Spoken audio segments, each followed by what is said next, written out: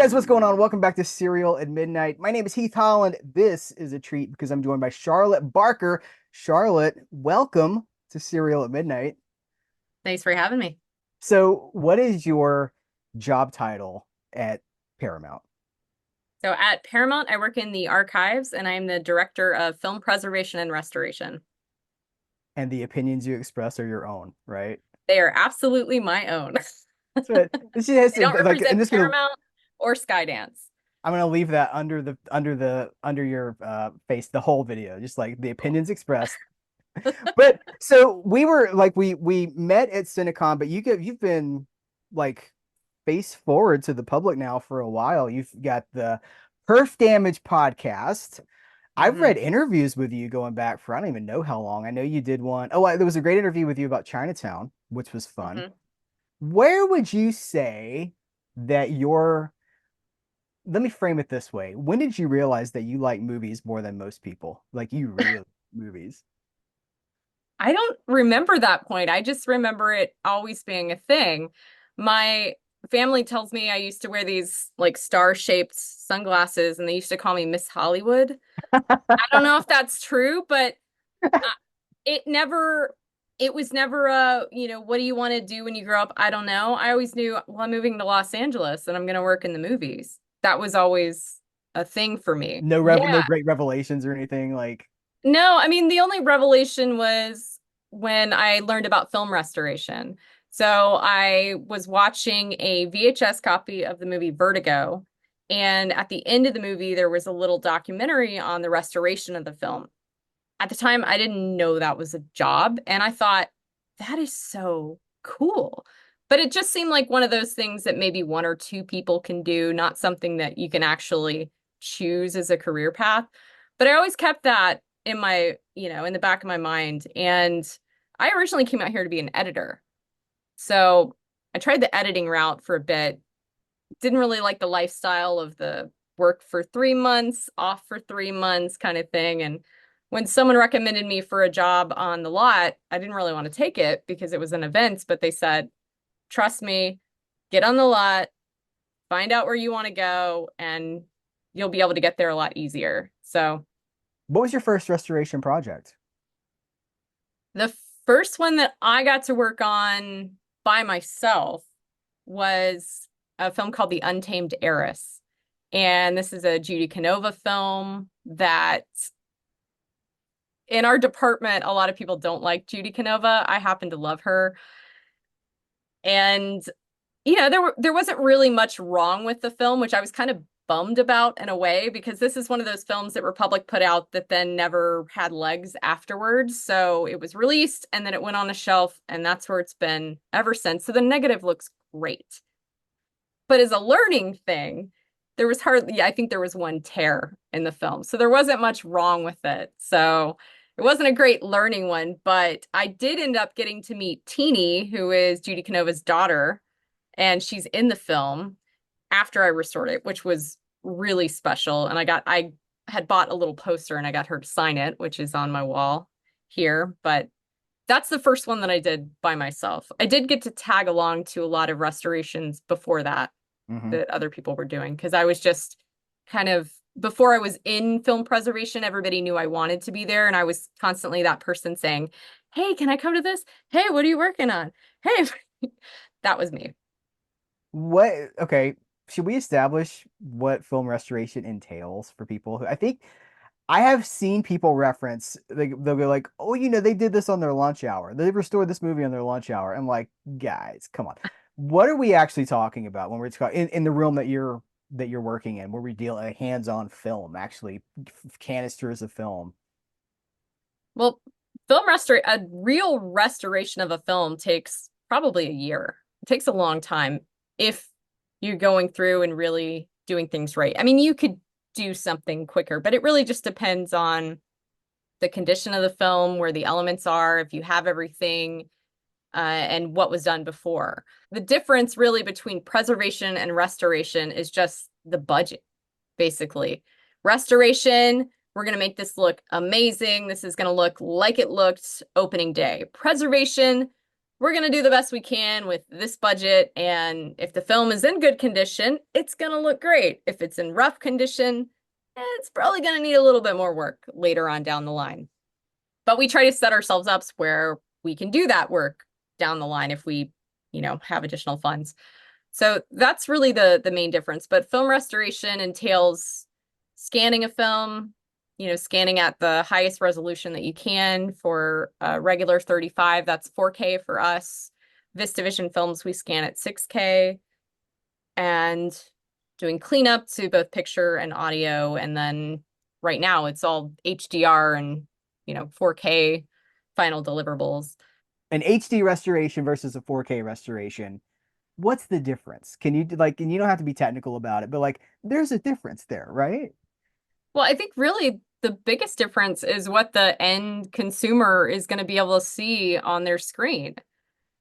With 4K, you can see everything. You see all these imperfections that we were seeing on the scans or when we're doing transfers that by the time it gets to HD, maybe you couldn't really see that or it wasn't as apparent. So with 4K, you're really getting to see everything, whether the filmmakers intended for you to do that or not. So I think that's the biggest difference. And that really gives people more to pick apart, to analyze. I know there's a lot of debate. People are always looking at everything that you do and they have their opinions. My opinion is if people are talking about it, I'm happy. It's hard to get there because you see stuff that's wrong or maybe kind of a little hurtful sometimes. But at the end of the day, as long as people are talking about films that are being restored, it's still in the public consciousness and it's Mhm. not being forgotten. So I think at the end of the day, that's really what we try to keep in mind. Well, you referenced the criticisms that we both see, and some of them are just crazy. I mean, I've seen some outrageous things, and I know you've seen them too. At some point, you have to just kind of shut it out because Yeah. it's like, what are you what are you even talking about? But it's interesting you make this point about seeing things that we maybe weren't supposed to see because you talk about Republic Pictures and I've seen some restorations. I'm like, well, there's a string right there that I used to not be able to see, and now I can see a string. What do you think about the idea that some of these things are maybe cleaner than they were ever supposed to have been seen in the first place? Well, we did something kind of similar with War of the Worlds. So War of the Worlds from 1953, I believe. That one, when we were restoring it, we noticed when we did the scans that you could see all the wires that were holding the spaceships or the little robots. We decided that, this isn't really the filmmaker's intent, right? They don't want you to see the wires. And they're thinking with the photochemical workflow, a lot of this you're not going to be able to see by the time it makes it to a print. So what we decided to do, we wanted to remove maybe some of the wires, maybe all of them. We weren't sure. So we decided, let's watch a print. Let's find the most vintage print we can find and actually see how many of these wires we can see. So we made a list of all the wires you could see on the scans. We took that to a print review where we sat and we watched the review. We had, I think, like 20 people come to this review with this, the papers of what you could see. And we watched it and we marked the ones that you could see and the ones that you couldn't. And we were actually pretty shocked that most of them were invisible. You couldn't see them by the time that it had made it to a print. So with those, we did our best to obscure them in our restoration. And with the ones that you really could see, we left them in. We did a little bit, but we left them in. So we did a little mix of both. But that's the hardest part about the job, right? Because you're constantly fighting director's intent versus opening day, presentation. What did the people see versus what did the director see, or intend you to see? And a lot of times those aren't the same thing.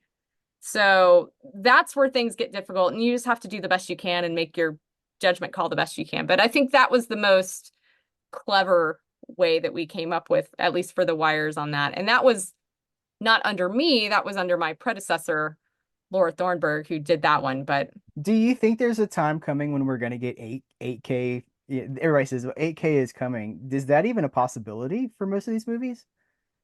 I don't think so. We did tests when we were restoring The Godfather. We did scans at 8K. We did scans at 4K. Right now, nobody can do a workflow in 8K. Maybe somebody can. I don't know. Most people cannot do an 8K workflow. Nobody can review 8K. So we were scanning at 8K and then downresing to 4K and then comparing that to a native 4K scan. So we had two scans, one from a bigger source, one from that.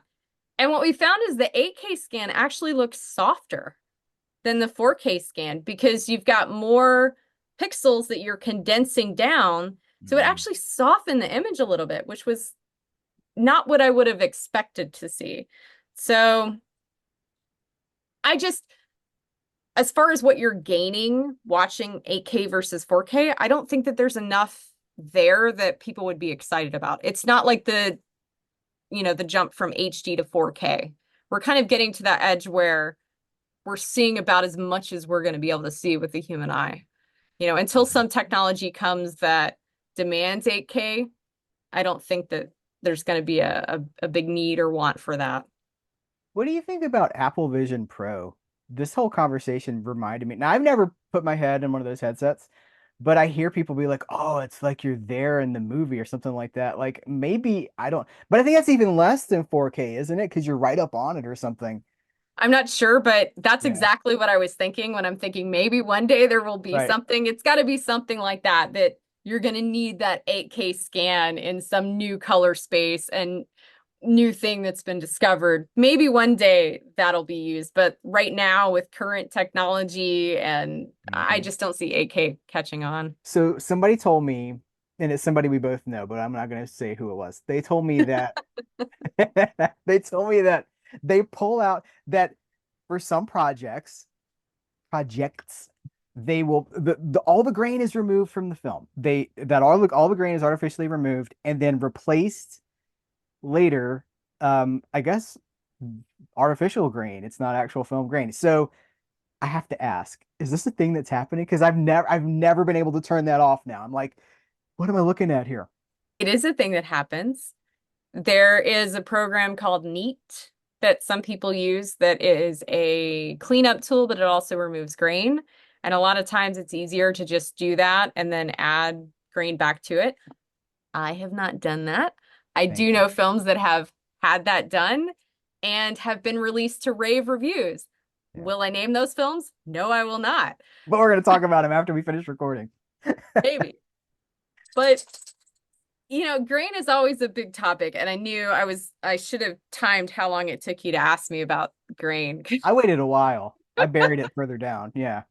Yeah, I know it was hard. Well, some people hate it and some people love it. And here's what for me, if you have grown up in an era of film, like if you went to the movies and they projected film in front of you, grain has always been a part of our existence. It's always been there, but I think now there's this audience that's grown up in the last 15, 20 years and they don't know grain because everything's been shot digitally or they're coming from video games and it's very clean and very clear.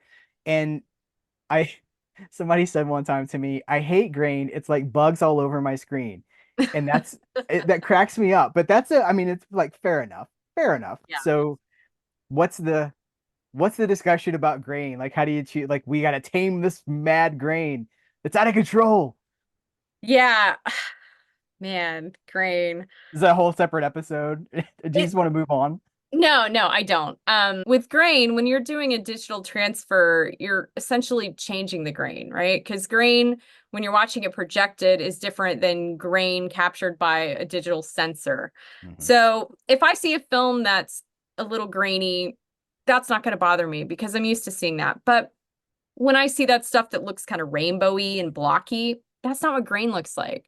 So in cases like that, I'll say, let's do a little bit of grain management. And usually on a film, I do that on one or two scenes. I'm really sparse with the grain reduction, but that may just be the films that I've had too, haven't required a lot of it. So what's funny though is reading some of the reviews, sometimes people will comment about how the grain looks incredible and no grain reduction has been done when I'll know that a ton of grain reduction has been done on that movie or others where they say grain reduction has Yeah. has been done and it hasn't. So it's just one of those things. It looks different scene to scene in some films depending on the stock that was shot. I mean, if you get a film that was shot on short ends, you're gonna have all kinds of different grains. And short ends were like the leftover bits from films that independent or small features would Mhm. use. So it's all kinds of stock. Maybe not the best for the situation, but it's the stock they got. So, our job is just to try to make sure that it doesn't jump out at you and it's not obvious and it's not distracting. Mhm. That's kind of what everybody does. But I'm a little less, and I'm not just saying this because I'm here and people are listening. I'm a little bit less with the grain management than other people, but everybody's doing what they think looks best for the film. Yeah. And by the time you see it on disc, it always looks different than what I saw when I was working in, native 4K on a film.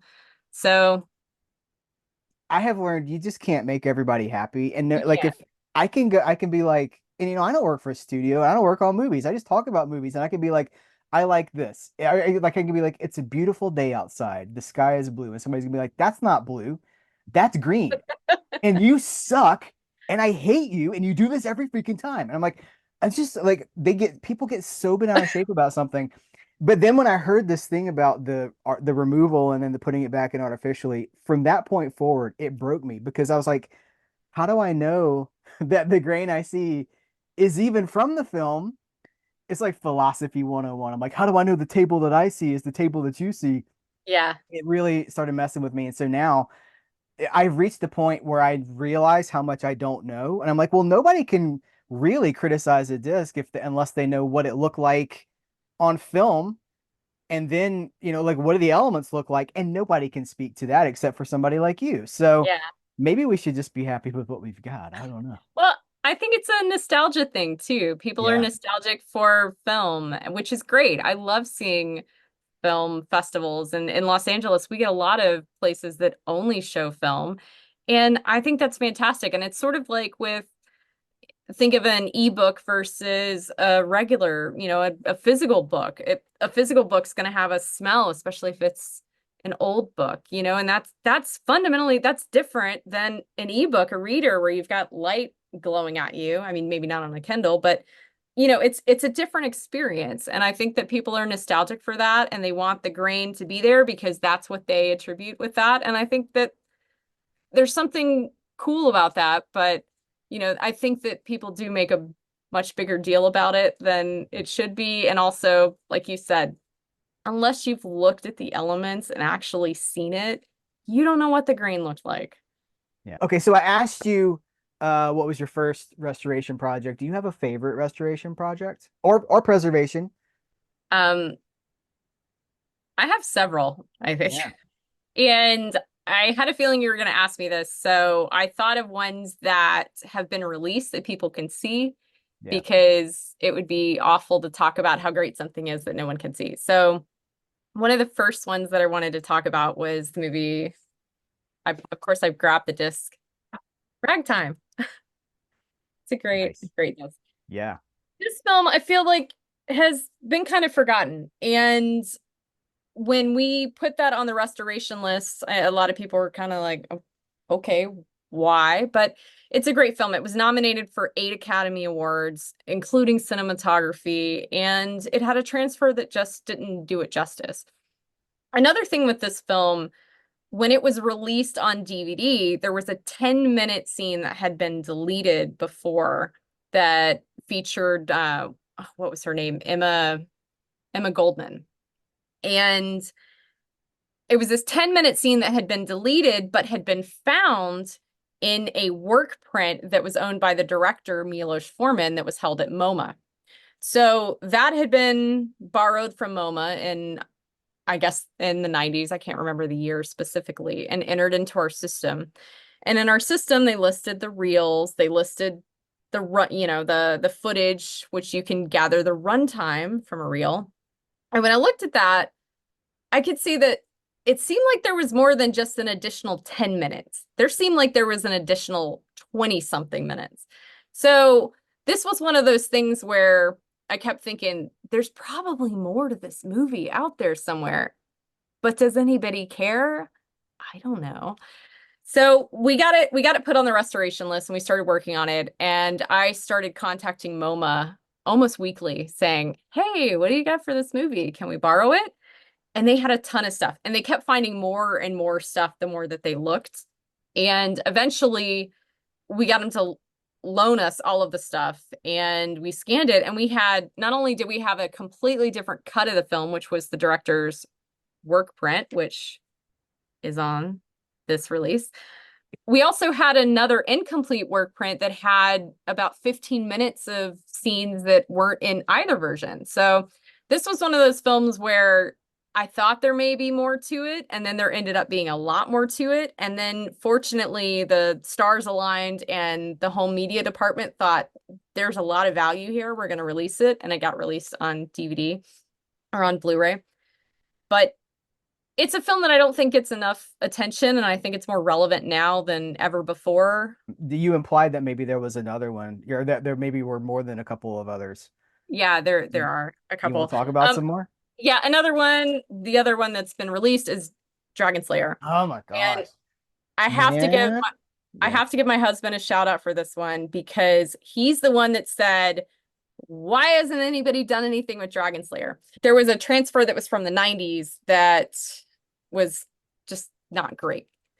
And it was one of those films that really wasn't old enough to be a restoration title, kind of like Ragtime, because they're around the same time.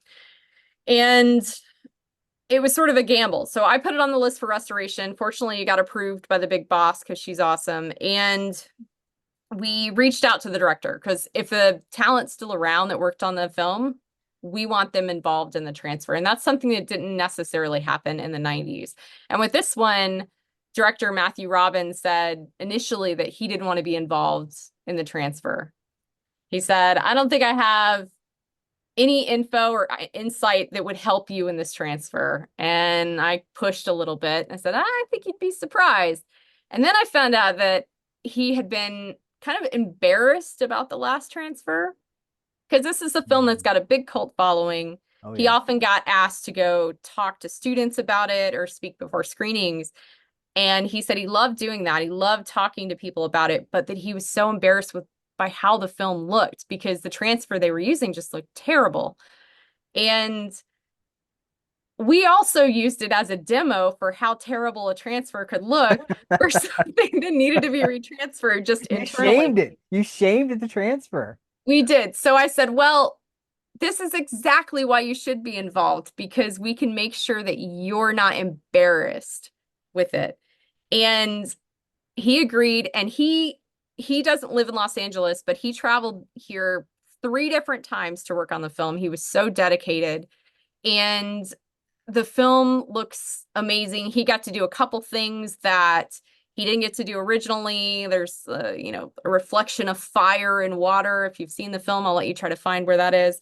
Little things like that that he wanted us to add, or if going in HDR and 4K, we were able to see a bit more of the matte lines. He asked, can we kind of hide those a little bit? Because again, you couldn't see that on the film transfer, which we looked at a print. And you couldn't see that kind of stuff. So we did little things like that. And he was thrilled by the end of it. And I have to tell you, that was one of the best moments ever to have a director say, "I'm embarrassed of my film," and then go to, "I am so proud of this," that he brought his family to watch it. He's talked in front of it at other places and told us, "I just talked about this film at a university and I was so happy and thank you again." I mean, he's just the nicest person.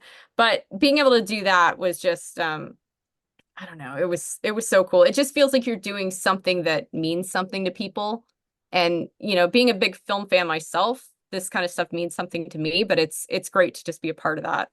Yeah. So, Well, and that movie has such a cult following, as you mentioned. I mean, I was one of the yeah. like for 80s kids, which I am, and and nerds, because it's like Dungeons and Dragons. I mean, it's like really Hmm.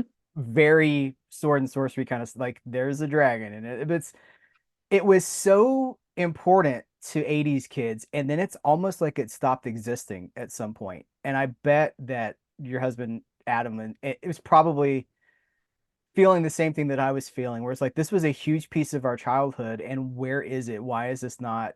Hmm. People would bring it up all the time, be like, where it was one of the Yeah, often requested titles. And so I'm so glad that's a great story that he's now so proud of it, that the director is so yeah, proud of it because of that. yeah, Well done. Round of applause. That's fantastic. yeah. Was there is one more? You want to do one more? Um, sure. I mean, just as far as things that I've worked on, Yeah. there's one thing, it's not really a movie per se, but we've been able to restore the credits for blacklisted writers on several titles. And so these are films where the person at the time was blacklisted, and so they couldn't submit a script to Hollywood, or they had to use a front, or they just simply weren't credited. And if it was based on a book or something else, the author got the credit. So we've been able to do that on quite a few films. And this was something that when we first discussed doing it, I was a little torn about because I wasn't sure that it was the right thing to do because we're changing digitally, not, we're not altering the negative, but we're going in and we're digitally recreating that title card that gives the person credit. And I thought, well, this isn't how it was originally released. Should we be doing this? But then as you do more research and you look into the stories behind it or the people behind it, you find that for Roman Holiday, Dalton Trumbo is the one that wrote the screenplay, and his friend Ian McClellan Hunter was the one that submitted it. That won the best Oscar or the Oscar for best screenplay that year. So he won an Oscar, but he couldn't say that that was his Oscar. He also didn't have that Oscar. Um, and that's awful. I mean, credit is king. And the WGA is the one that's officially recognizing the credits for these people. So we're not doing our own research and then just changing things willy-nilly. We're going by the WGA's credits. Another one that we did was called Five Branded Women, and this film is from 1960. And the thing to remember is that HUAC, the blacklisted writers hearings, started in 1947. 13 years later, there's still people that are writing things and can't get credit for it, which is bonkers. And fortunately, 1960 is sort of the year that a lot of that changed, not all of it. Kirk Douglas was the first one that got a blacklisted writer credit on screen while he was still blacklisted. Otto Preminger also did that the same year. They were kind of in a race to who's going to credit the blacklisted writer first. But so Five Branded Women came out in 1960 when all this was happening. And it was written by Michael Wilson, who wrote Bridge on the River Kwai. He wrote Lawrence of Arabia. I mean, these are movies that both won Oscars for writing, Hmm. and yet he was blacklisted, so he couldn't get credit for it. It was also written by Paul Jericho, who was sort of the driving force behind blacklisted writers getting credit for films by the WGA kind of later in life. In the 1980s is when the WGA started crediting the blacklisted writers on certain films with the films that they wrote. So the people that worked on this were important, and so it meant a lot to be able to put their names back on the film that they worked on, giving credit where credit is really due. So being able to do that is really cool, and it really means a lot. I think that is amazing. And thank you for doing that. Thank you for like the attention to history and to telling the truth. Yeah, and that's all stuff we find in research. Research is so important with film restoration because you're going to stumble along that sort of thing. You're going to find out just all kinds of things that could change the way that you work on a film. It Mhm. changes a lot of your decisions. So the more you know going into it, the better you'll be to make decisions. We could leave it there, but I do have a few more questions that I want to Cool. ask you. Yeah, go for it. Any great heartbreaks? Have you like I we've all heard stories about like you open the can and then it's just like a rock. It's just like this little celluloid rock. Yeah, I had that happen on this film called The Cuban Fireball. It's from the 1950s, stars Estelita Rodriguez, an actress who I adore and who does not get enough attention. But reels, we had the original negative for this film, and when we opened the cans for reels 3 and 4, they were just vinegar syndrome had taken over, and they were goo and they were just gross. I can actually send you pictures if you want to Mm, show people what okay. it looked Yeah, like. let's throw them up. Literally throw them up. No, let's Yeah. show them.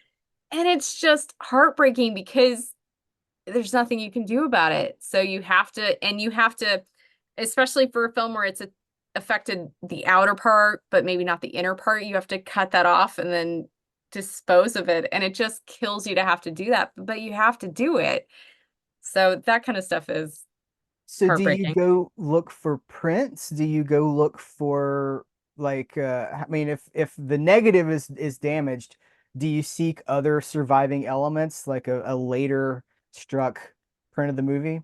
Yeah, I mean, a print would be probably one of our last resources just because it's been used and it's usually 3 or 4 generations or, just depending on when it is, it's several generations away from the negative. So a lot of times we'll have things, a fine grain or a dupe neg or an IP that we can use. We're fortunate that a lot of the archives around the country, around the world even, like to work together.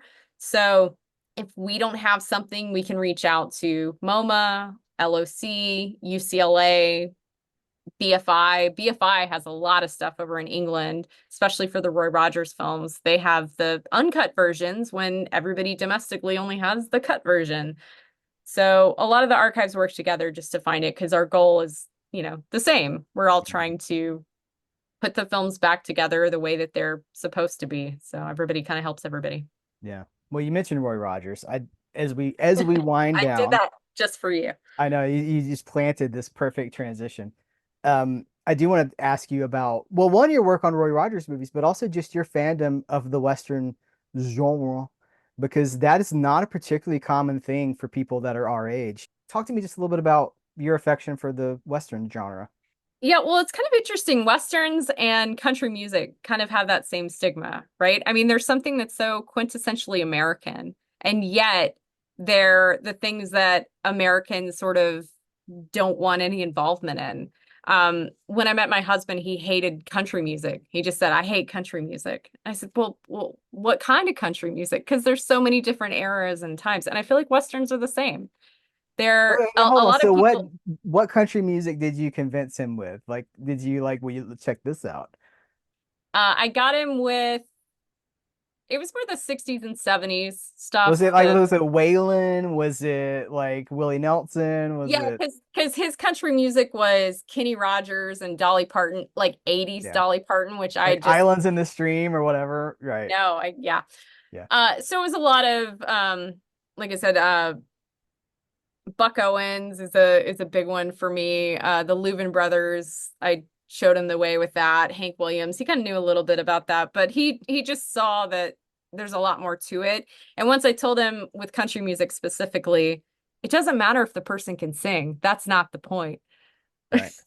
It kind of Yeah. all made sense. It's And better if they can't sing. yeah, and he's a big fan now. But I feel like country music and westerns get lumped into that. People just say I don't like them. And I mean, rap music would be similar, right? People just discount it. I don't like it. It's this whole thing when really there's a lot of nuances and different genres within that.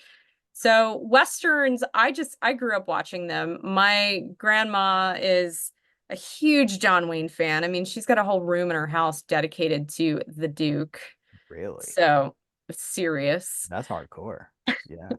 My mom always liked Roy Rogers, and my dad actually knew Roy. He was on a bowling league with him. They lived in the same town, so we've got a little bit of a family connection there. But westerns were always something that we watched in addition to everything else. So, and they're not all the same. People think that they're all the same movie, but I mean, you could say that about a lot of things. Of film Yeah. noirs. That's called tropes within a movie. I really do think that Westerns are an important, like film noir, they're an important genre, and I'm seeing people come back to both of them. Film noir is maybe a gateway because it's dark, I guess, and people can, I don't know, film noir seems like a very approachable genre, whereas Westerns still, I don't know, they But require a but suspension do you of, do you think like with film noirs, so that those were earlier. So those were things that maybe our parents were rebelling against, and maybe they didn't want film noirs. So maybe that's why we like it. Mhm. And whereas our parents liked Westerns, maybe most people are rebelling against it. So maybe the Yeah, next generation will like it. I don't know. I'm that just may be, yeah, speculating here, but cycles and then reactions and like, yeah, yeah. thinking that's because if your parents watch Bonanza all the time, you're like, well, what is this? This is terrible, you know? Yeah. Yeah, maybe that's it. But I don't know. I think they're wonderful. And I know that you've worked on a lot of them, and I know you love Westerns. And do you have a favorite Western that you've worked on? We just did Once Upon a Time in the West, and that was cool to work on because that's just such a great film. But that's, a Western that everybody, no matter your feelings on Westerns, most people like Once Upon a Time in the West. Yeah. I think they do, anyways. If they've seen it, yeah, that's another one that you can't assume people have seen it because they maybe haven't. Yeah. They come through. This is a whole other thing, but they come to the Western through new people that I see come through the Western through the good, the bad, and the ugly, Yep.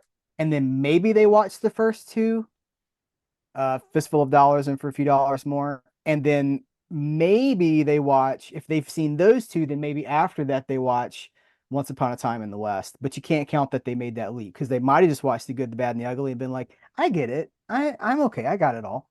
Yeah. So who knows? It's crazy to see. I had a film professor, I think I told you this too, but I had a film professor tell me that most of his students are not watching things before the year 2000. And I was like, and this isn't a film class. And I was like, what? It's crazy to me. Yeah, I had a friend once that said that his wife wanted to watch an old movie, and that would be something from, or she didn't like watching old movies. She only liked movies from 1990 on. And I couldn't deal with the fact that she thought a 1980s movie was an old movie. It Yeah. just, what do you Start mean? fanning yourself. You're like, whoo, whoo. Yeah, because It's with crazy. our stuff, I mentioned we're working on a newer movie, like 48 Hours. It feels like a newer movie. It's 1982. But most of the stuff I work on is so much older. So yeah, that feels a lot newer. And it's hard to, or crazy to think that's still 40 years ago when that movie was out. I But know. Well, it's because we've lived through so much of that time. When we first learned of 48 Hours, it was not an old movie. Did you have to, and I promise I'm winding down, but did you have to build up an appreciation for the older stuff, for the really old stuff, for Silence and 30s and 40s movies, or was that something that was approachable to you even when you were younger? I don't know. I think my mom did a really good job of showing us a lot of different kinds of movies, a lot of classic films, a lot of westerns, even Silence when the film Shadow of the Vampire came out in the 90s. That made me go seek out Nosferatu and look at other silent films. So I always had an appreciation or an interest in seeing a movie. If it's good, I want to see it. That's one thing that Adam and I have in common. Do we have a favorite genre? Maybe. Well, he probably does, but we just like good movies. And it's easy for us to go from a Shaun of the Dead to a Citizen Kane. I mean, they're different and you have to judge them differently. So I don't know. I've always liked all kinds of movies. That's great. I see. You said your mom and when your grandmother's got the John Wayne room too. I think that film appreciation is maybe taught, and that if we do love movies, it's our job to share it with people, which is one of the reasons I have this channel, is because I want people to know that just because something is black and white doesn't mean it's bad. In fact, for me, that usually I'm like, well, that's probably pretty good then if it's black and white. It's taught. It's something that, is passed on, and I want to have a role in that. And that's exactly what you do every day. So thank you for helping pass on cinema history. It's an absolute honor. I love my job and every day I don't take it for granted. It took me a long time to get here. So, Well, so tell us a little bit about your podcast, about the Perf Damage podcast. oh, did my husband ask you to say this? No, no. So the perf damage grew out of two things. One was all the research that I do or my colleagues do when we're restoring a film. We find out all these little tidbits. And those I would tell to my mom who loves film or other friends that love film. We'd tell them at dinner, and people would be fascinated by these random little, did you knows that we'd find on the way. And then because my husband Adam and I, we only talk movies, we really only talk movies. That's all we talk about. So we'd go to dinner with people and we'd have these big discussions about movies. And for years, people said, you guys need to have a podcast. And we thought, nah, we don't need a podcast. And they said, yes, you do. This is the podcast. You guys just talk movies and you tell stories and history. And So it took the pandemic for us to actually think, all right, there's nothing else to do. Movie theaters are closed. Let's start a stupid podcast. So that's what we did. So we had an audio podcast, and then talking about trying to describe three strip Technicolor and audio only is really difficult. So we switched to YouTube about a year ago, and it's making things a little bit easier. So Do you like being on? I mean, it's a whole different thing being on YouTube because you're visible all the time. no, absolutely not. Do I like being on camera? No. Yeah. I mean, you can't help but think, why am I sitting like that? Why did I wear that? Why didn't I brush my hair? I mean, you can't help but, at the end of the day, I just I try to ignore that, and it doesn't matter because I'm not the focus. This isn't about me. This is about whatever content we're sharing. So that's really the important thing. So as long as we get that right, no matter how bad I look or how bad Adam or how great Adam looks, that doesn't really matter as long as we get information out there to people in a entertaining way. Well, and you know what I think is, I believe that when we see somebody, we form a better connection with them because you're looking into the windows of the soul. I think that matters. So, Yeah, and our idea is that you're sitting down with us and you're talking with us about a movie. There's a lot of it would be a lot easier for us if we just did voiceover over pictures and video and stuff like that. But we don't want to do that. We want to create more of a community vibe because we think films are a communal experience. That's why we never felt like films were going away or movie theaters were going away during the pandemic. People said this is the end of movie theaters. And we said, no, it's a communal thing. People are going to miss hearing people laugh in the theater at things. Like there's just something about that.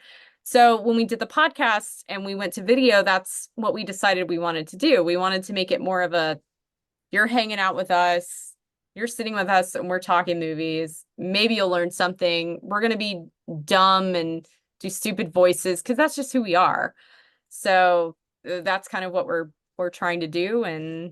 hopefully we're succeeding. I don't know. You are succeeding. I think it's great. And I applaud the decision because I don't connect with video essays. They feel, Yeah. well, they're pre-written. They don't feel Yeah. spontaneous. They don't feel like you're in the moment. It feels very rehearsed.